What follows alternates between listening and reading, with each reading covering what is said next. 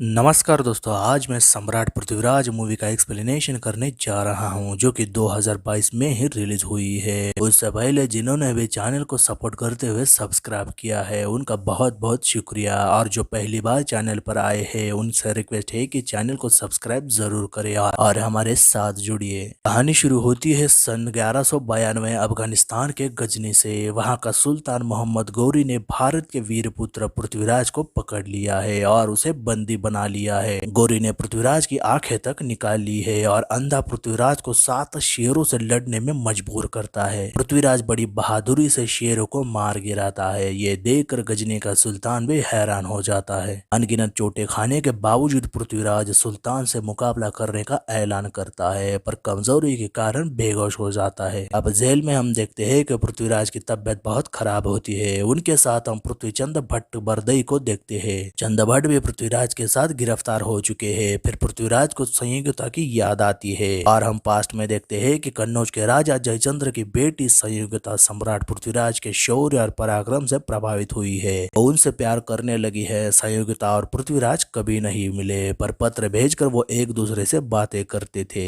अब अजमेर में पृथ्वीराज से मिलने मीर हुसैन का दूत सुंदरदास आता है। मीर हुसैन गजनी के सुल्तान गौरी का भाई है। सुंदरदास बताता है कि मीर हुसैन आपकी शरण में आना चाहता है, क्योंकि उसने सुल्तान के रखेल चित्ररेखा, जो कि एक नाचने वाली है, उसको भगा के ले गया, क्योंकि वो दोनों प्यार करते हैं। लेकिन गौरी को यह पसंद नहीं आया। गौरी उसे मारने के लिए तुला हुआ है। पृथ्वीराज सुंदरदास को हामी भरता है, पर काका कन्न कहते हैं कि पृथ्वी, तू एक नाचने वाली के लिए सुल्तान से क्यों भिड़ना चाहता है? गजनी के महमूद ने हिंदुस्तान में कितनी तबाही मचाई थी, तू वह सब भूल गया क्या? पृथ्वी कहता है कि काका, गाने बजाने वाली औरतों की इज्जत नहीं होती क्या? और मैं महमूद की तबाही को कभी भूल नहीं सकता कि उसने सोमनाथ मंदिर को तोड़ा था और गजनी के मस्जिद के दरवाजे के बाहर शिवलिंग के टुकड़े रखे ताकि लोग उस पर पैर रखे। लेकिन महमूद के गुनाहों की सजा मैं मीर हुसैन को नहीं दूंगा। युद्ध के डर से मैं धर्म नहीं छोड़ सकता। शरण में आए हुए की रक्षा करना हिंदुओं का धर्म है और मैं उसका अंत तक पालन करूंगा, क्योंकि मैं धर्म के लिए जिया हूँ और धर्म के लिए ही मरूंगा। आखिर काका और बाकी लोग पृथ्वीराज का साथ देने को तैयार होते हैं और मीर हुसैन और चित्ररेखा से मिलकर उनके रक्षा का वादा करते हैं। दूसरी तरफ हम देखते हैं कि सुल्तान को ये पृथ्वी का कदम बर्दाश्त नहीं होता, तो वो अपने साथी कुतुबुद्दीन ऐबक को अजमेर पृथ्वी के पास मैसेज देकर भेजता है।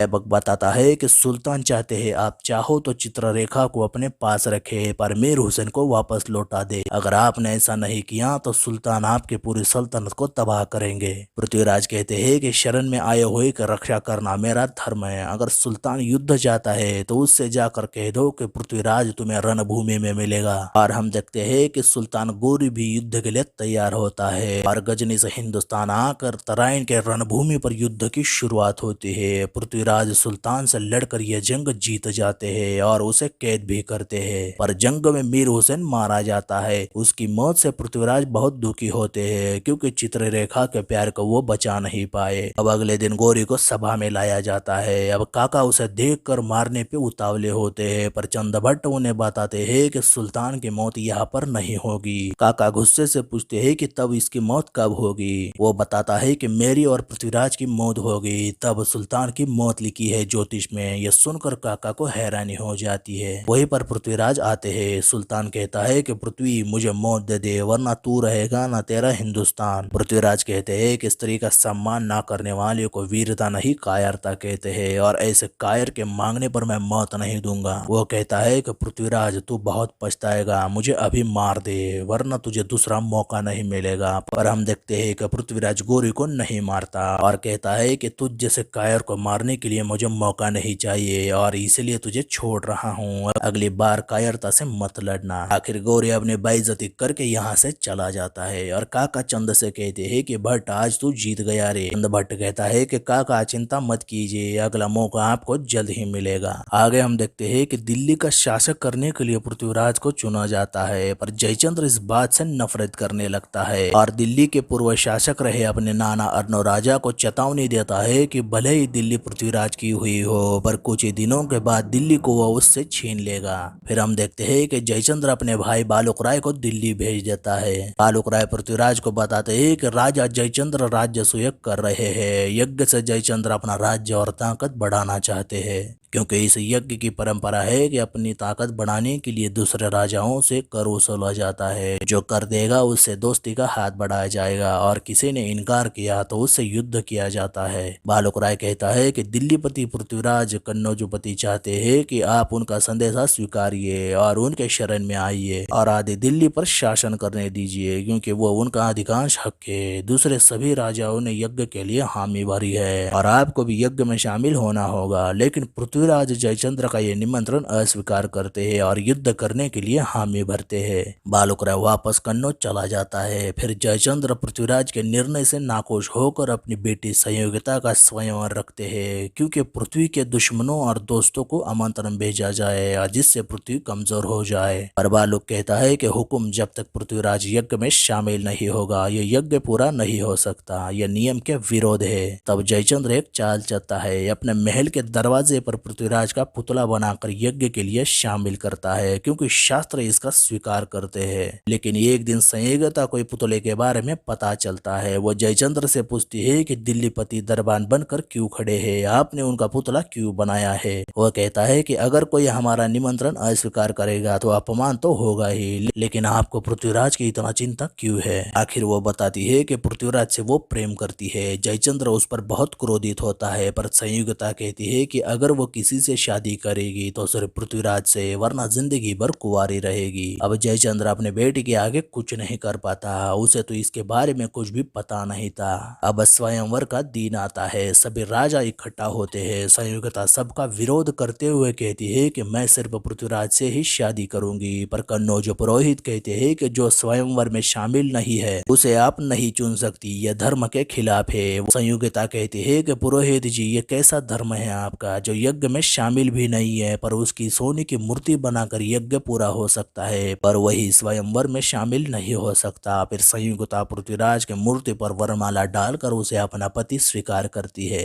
इस बात से स्वयंवर में आए सारे लोग जयचंद्र पर बहुत नाराज होते हैं। वहीं पर हम देखते हैं कि पृथ्वीराज आ जाते हैं और सबके सामने संयोगिता को अपनी पत्नी स्वीकार करके लेके जाते हैं और जयचंद्र कुछ भी नहीं कर पाता। वह पृथ्वीराज संयोगिता को लेकर दिल्ली आते हैं, पर यहाँ भी उसके घर के बड़े ठाकुर काका उसका विरोध करते हैं। कहते हैं कि लड़कियों को भगा के लेके आना धर्म के खिलाफ है, अगर आप ऐसा करेंगे तो बाकी लोगों का क्या होगा। और संयोगिता को वापस उसके घर भेजकर फिर से पूरे रीति रिवाज के साथ शादी करके दिल्ली लाएंगे, पर संयोगिता इनका विरोध करती है। कहते हैं कि काका दरबार गुलामी की जंजीरें औरतों के लिए क्यों करता है। काका गुस्से से पृथ्वीराज को उसे चुप कराने को कहते हैं, पर पृथ्वीराज संयोगिता का साथ देते हुए कहते हैं कि काका जी, जो औरत को चुप कराए वह पृथ्वीराज नहीं, और सबके सामने ऐलान करते हैं कि वो संयोगिता से शादी करेंगे। आखिर पृथ्वीराज और संयोगिता की शादी भी हो जाती है। अब कुछ वक्त बीत जाता है। एक दिन चंद्रभट्ट कन्न काका से कहता है कि आज हमारी आखिरी मुलाकात है काका, क्योंकि ज्योतिष के अनुसार आप युद्ध करते वक्त शहीद हो जाएंगे। काका हंसते हुए कहते हैं कि भट्ट, मैं मेरी आखिरी सांस तक पृथ्वी के लिए लड़ना चाहता हूँ, और जब एक वीर को वीर गति प्राप्त हो इससे बड़ा कोई तोहफा नहीं है। वही पृथ्वीराज काका से मिलकर संयोगिता को लेकर कुलदेवी के दर्शन के लिए जाते हैं। कन्नौज में जयचंद्र पृथ्वीराज को खत्म करने के लिए अपने सैनिकों को गौड़पुर किले को फतेह करने को भेज देता है। कन्न काका को सामंत बताता है कि गौड़पुर पर जयचंद्र की सेना ने हमला किया है, पर जब तक पृथ्वीराज वापस नहीं आते हमें इंतजार करना होगा। पर काका उसकी बात नहीं मानते और एक सेना के टुकड़े लेकर गौड़पुर किले पर जाते हैं और जयचंद्र की सेना को खत्म करते हैं। पर इस लड़ाई में काका की मौत हो जाती है। काका की मौत से पृथ्वी को बहुत दुख पहुंचता है और चंद्रभट्ट की ज्योतिष भी यहाँ पर सच साबित होती है। और इस घटना के बाद राज्य के सारे युवा पृथ्वीराज का साथ देने के लिए शामिल होते हैं। दूसरी तरफ जयचंद्र बहुत परेशान होता है और पृथ्वीराज को खत्म करने के लिए एक और प्लान करता है। सौदागर धर्मयान को अपने यहाँ पर बुलाता है, उससे एक सौदा करते हुए बताता है कि उसे गजनी के सुल्तान मोहम्मद गौरी से जाकर पृथ्वीराज की मौत का सौदा करना होगा, जिसके लिए उसे मुंह मांगे कीमत दी जाएगी। वो पृथ्वीराज को गिरफ्तार करके हमें सौंप देगा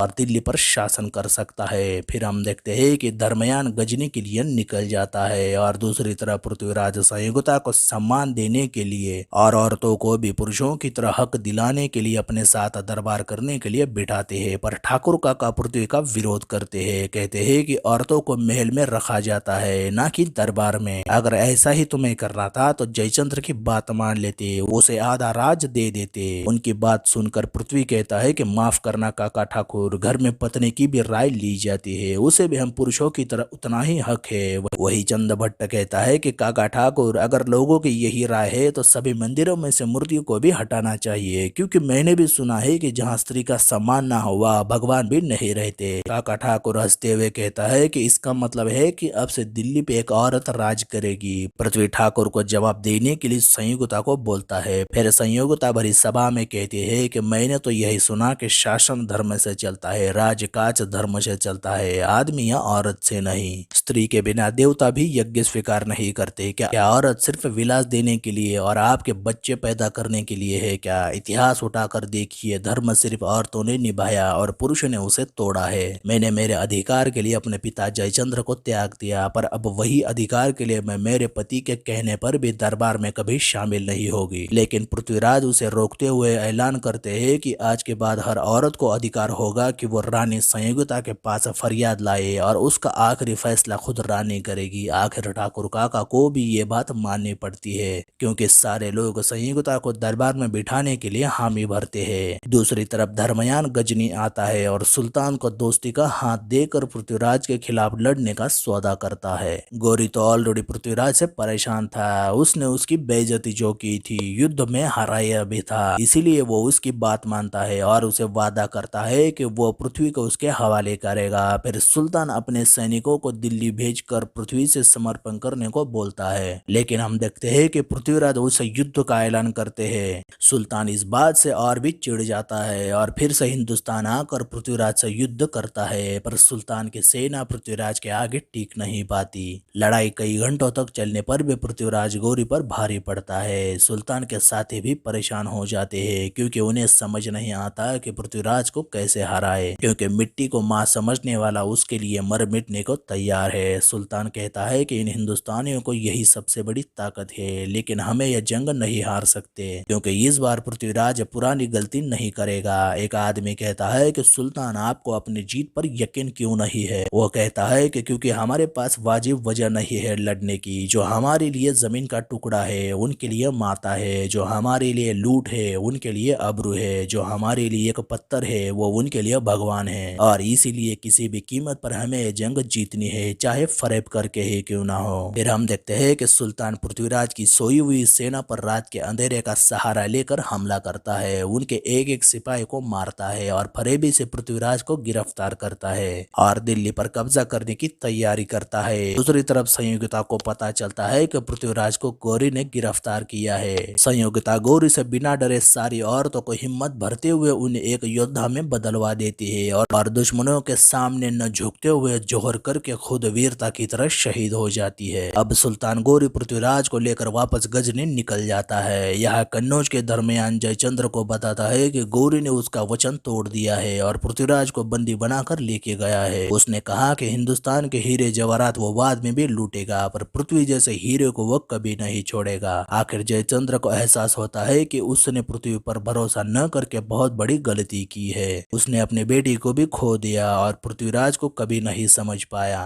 राय वतन से आया हुआ एक लुटेरा पृथ्वी के वीरता पराक्रम समझ गया, पर जयचंद्र को कभी समझ में नहीं आया। वो इस बात से उदास रहता है। अब फिर से हम पहले वाला सीन देखते हैं, जहाँ गौरी पृथ्वीराज को अफगानिस्तान गजनी लाया है। उसकी आंखें निकाल कर शेरों से लड़वाता है। उसके शरीर पूरी तरह से कमजोर हो चुका है, फिर भी पृथ्वीराज सुल्तान से लड़ने का ऐलान करता है। वही रात को सुल्तान चंदभट्ट से मिलता है। चंदभट्ट कहता है कि पृथ्वीराज तुम्हारे साथ युद्ध करेंगे, वो भी तीर अंदाजी करके। गौरी को यह बात बड़ी अजीब लगती है कि वो अंधा कैसे लड़ सकता है। वो युद्ध के लिए हामी भरता है और चला जाता है। असल में हम देखते हैं कि चंदभट्ट वर्दई ने यहाँ पर चाल चली है, क्योंकि पृथ्वीराज बिना देखे भी तीर अंदाजी बेहतरीन तरीके से कर सकते हैं। असल में ये बात गौरी को पता नहीं होती। अब अगले दिन हम देखते हैं कि गजनी के सारे लोग पृथ्वीराज की हिम्मत की दाद देते हैं और चंदभट्ट पृथ्वी का हौसला बढ़ाते हैं और उसे गाने के द्वारा सही राह दिखाते हैं। सुल्तान गौरी पृथ्वी से लड़ने के लिए मैदान में आता है, लेकिन पृथ्वीराज अपने प्रतिभाशाली तीर अंदाजी से गौरी पर निशाना साधते हैं। आखिर गौरी को वो मार ही देते हैं और यहाँ पृथ्वी के हाथ गौरी का अंत होता है। पर गौरी के सिपाही पृथ्वीराज और चंदभट्ट बरदई को अनगिनत तीर लादते हुए मार डालते हैं और ये कहानी यहीं पे खत्म होती है। तो ये थी सम्राट सम्राट पृथ्वीराज मूवी की कहानी। सम्राट पृथ्वीराज मूवी भारत के वीरपुत्र पृथ्वीराज चौहान की कहानी थी, लेकिन ये फिल्म लोगों द्वारा नापसंद की गई है। अक्षय कुमार ने भी पृथ्वीराज का किरदार निभाते हुए उन्हें पूरा न्याय नहीं दिला पाए। हालांकि उन्होंने किरदार में जान डालने की पूरी कोशिश की है, लेकिन महज 40-50 दिनों में अपने फिल्मों की शूटिंग करने वाले अक्षय कुमार ने फिल्मों के साथ नाइंसाफी जरूर की है।